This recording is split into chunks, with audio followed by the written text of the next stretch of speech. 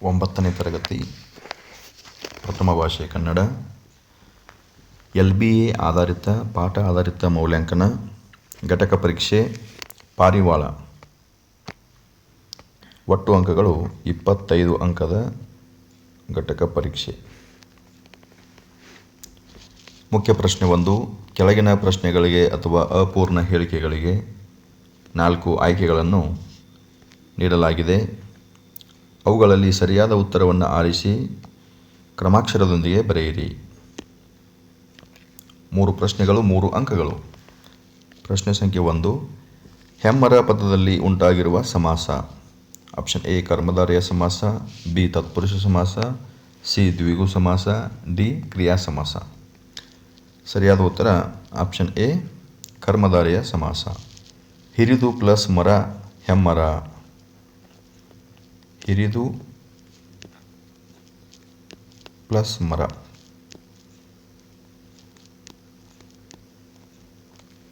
ಹೆಮ್ಮರ.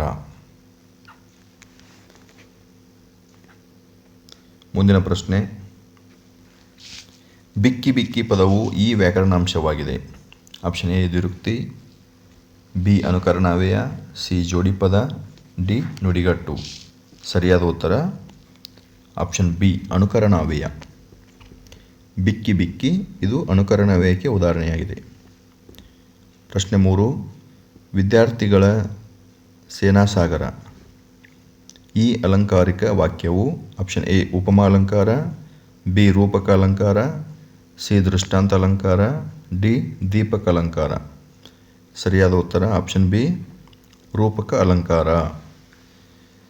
ರೂಪಕ ಅಲಂಕಾರ ಎಂದರೆ ಉಪಮೇಯ ಬೇರೆಯಲ್ಲ, ಉಪಮಾನ ಬೇರೆಯಲ್ಲ, ಎರಡೂ ಒಂದೇ, ಅಭೇದವಾಗಿ ಹೇಳುವುದೇ ರೂಪಕ ಅಲಂಕಾರ.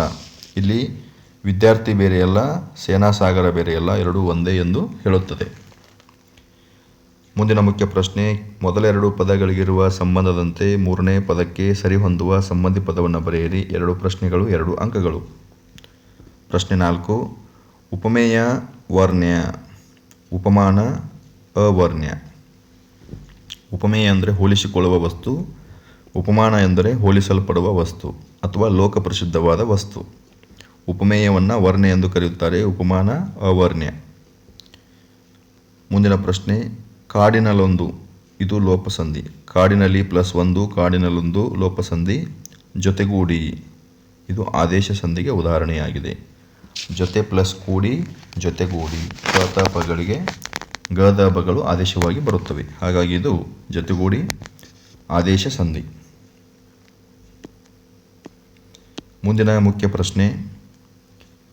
ಕೆಳಗಿನ ಪ್ರತಿಯೊಂದು ಪ್ರಶ್ನೆಗಳಿಗೆ ಒಂದೊಂದು ವಾಕ್ಯದಲ್ಲಿ ಉತ್ತರ ಬರೆಯಿರಿ.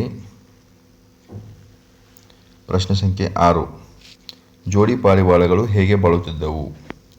ಉತ್ತರ ಜೋಡಿ ಪಾರಿವಾಳಗಳು ಹಗಲಿರುಳು ಜೊತೆಗೂಡಿ ಬಾಳುತ್ತಿದ್ದವು. ಪ್ರಶ್ನೆ ಸಂಖ್ಯೆ 7. ಬಲೆಯಲ್ಲಿದ್ದ ಮರಿಗಳು ಹೊರಗೆ ಬರಲು ಏನು ಮಾಡಿದವು? ಬಲೆಯಲ್ಲಿದ್ದ ಮರಿಗಳು ಹೊರಗೆ ಬರಲು ಚೀತ್ಕರಿಸತೊಡಗಿದವು. ಪ್ರಶ್ನೆ 8. ಪಾರಿವಾಳ ಪದ್ಯವು ಸಾಹಿತ್ಯದ ಯಾವ ಪ್ರಕಾರಕ್ಕೆ ಸೇರಿದೆ? ಪಾರಿವಾಳ ಪದ್ಯವು ಸಾಹಿತ್ಯದ ಕಥನ ಕವನ ಪ್ರಕಾರಕ್ಕೆ ಸೇರಿದೆ. ಮುಂದಿನ ಮುಖ್ಯ ಪ್ರಶ್ನೆ. ಕೆಳಗಿನ ಪ್ರಶ್ನೆಗಳಿಗೆ 3 ಅಥವಾ 4 ವಾಕ್ಯಗಳಲ್ಲಿ ಉತ್ತರ ಬರೆಯಿರಿ. 2 ಪ್ರಶ್ನೆಗಳು 4 ಅಂಕಗಳು. ಪ್ರಶ್ನೆ ಸಂಖ್ಯೆ 8. ಪಾರಿವಾಳಗಳ ಆನಂದಕ್ಕೆ ಕಾರಣವೇನು? ಪಾರಿವಾಳಗಳ ಸಂಸಾರದಲ್ಲಿ ಹಗಲಿರುಳು ಸಂತೋಷ ತುಂಬಿರುತ್ತಿತ್ತು. ಅವುಗಳ ಮೊಟ್ಟೆ ಒಡೆದು ಮರಿಗಳು ಹೊರಬಂದಾಗ ಅವುಗಳ ಮಧುರ ಸದ್ದು ಕೇಳಿ ಪಾರಿವಾಳಗಳಿಗೆ ಆನಂದವಾಯಿತು. ಪ್ರಶ್ನೆ 9. ತಾಯಿ ಹಾಗೂ ತಂದೆ ಪಾರಿವಾಳಗಳು ಬಲೆಗೆ ಸಿಲುಕಿದ ಮರಿಗಳನ್ನು ಕಂಡು ಏನು ಮಾಡಿದವು? ಮರಿಗಳ ದುರಾವಸ್ಥೆಯನ್ನು ಕಂಡು ತಾಯಿ ಪಾರಿವಾಳಕ್ಕೆ ಸಂಕಟವಾಯಿತು. ಮರಿಗಳನ್ನು ಅಗಲಿರಲಾರದೆ ತಾಯಿ ಪಾರಿವಾಳ ಬಲೆಗೆ ಧುಮುಕಿತು. ಹೆಂಡತಿಯನ್ನು ಅಗಲಿರದೆ ಗಂಡು ಹಕ್ಕಿಯು ಬಲೆಗೆ ಧುಮುಕಿತು.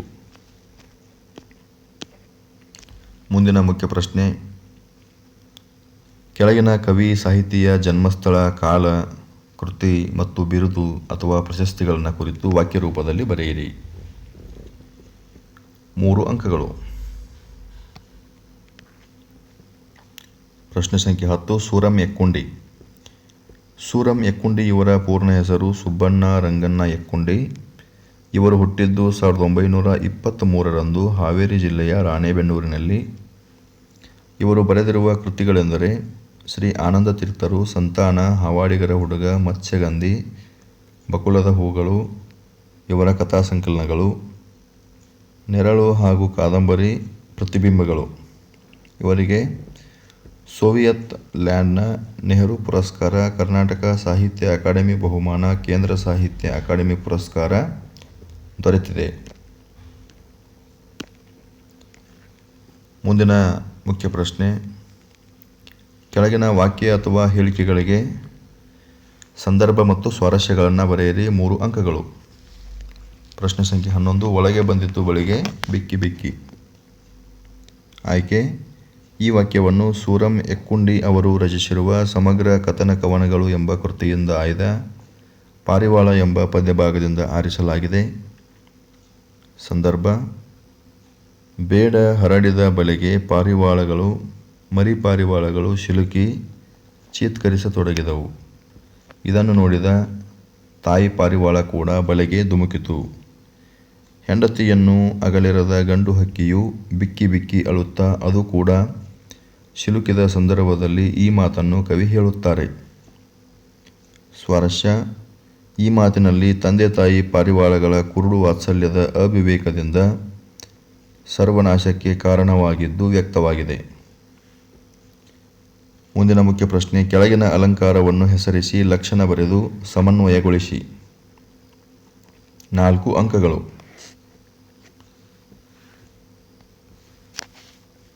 ಪ್ರಶ್ನೆ ಸಂಖ್ಯೆ 12 ಸುಧಾಳ ಕಣ್ಣುಗಳು ಕಮಲದಂತೆ ಅರಳಿವೆ. ಅಲಂಕಾರ ಉಪಮಾಲಂಕಾರ. ಲಕ್ಷಣ ಉಪಮೇಯ ಮತ್ತು ಉಪಮಾನಗಳ ನಡುವಿನ ಪರಸ್ಪರ ಹೋಲಿಕೆಯೇ ಉಪಮಾಲಂಕಾರ. ಉಪಮೇಯ ಸುಧಾಳ ಕಣ್ಣುಗಳು, ಉಪಮಾನ ಕಮಲ, ಉಪಮಾವಾಚಕ ಅಂತೆ, ಸಮಾನಧರ್ಮ ಅರಳುವುದು. ಸಮನ್ವಯ ಉಪಮೇಯವಾದ ಸುಧಾಳ ಕಣ್ಣುಗಳು ಮತ್ತು ಉಪಮಾನವಾದ ಕಮಲಗಳನ್ನು ಪರಸ್ಪರ ಹೋಲಿಸಿ ವರ್ಣಿಸಲಾಗಿದೆ. ಆದ್ದರಿಂದ ಇದು ಉಪಮಾಲಂಕಾರವಾಗಿದೆ. ಮುಂದಿನ ಮುಖ್ಯ ಪ್ರಶ್ನೆ, ಕೆಳಗಿನ ಪದ್ಯಭಾಗವನ್ನು ಓದಿ ಅರ್ಥ ಮಾಡಿಕೊಂಡು ಅಡಕವಾಗಿರುವ ಮೌಲ್ಯವನ್ನು ಆಧರಿಸಿ ಸಾರಾಂಶ ಬರೆಯಿರಿ. 4 ಅಂಕಗಳು. ಪ್ರಶ್ನೆ ಸಂಖ್ಯೆ 13 ಮೋಹ ಮುಸುಕಿದ ಬುದ್ಧಿ ಸರ್ವನಾಶದ ಸಿದ್ಧಿ, ವ್ಯಾಮೋಹವನ್ನು ತೊರೆದು ಬಾಳಬೇಕು, ಏನು ಬಂದರೂ ಕೂಡ ತಾಳಬೇಕು. ಪ್ರಸ್ತುತ ಪದ್ಯಭಾಗವನ್ನು ಸೂರಂ ಎಕ್ಕುಂಡಿ ಅವರು ರಚಿಸಿರುವ ಸಮಗ್ರ ಕಥನ ಕವನಗಳು ಎಂಬ ಕೃತಿಯಿಂದ ಆಯ್ದ ಪಾರಿವಾಳ ಎಂಬ ಪದ್ಯಭಾಗದಿಂದ ಆರಿಸಲಾಗಿದೆ. ಜೋಡಿ ಪಾರಿವಾಳಗಳು ದುಡುಕಿನಿಂದ ತಮ್ಮ ಮರಿಗಳ ಮೇಲಿನ ವ್ಯಾಮೋಹದಿಂದ ತಾವೂ ಸಹ ಬೇಡನೆಗೆ ಆಹಾರವಾದದ್ದು ಸರಿಯಲ್ಲ.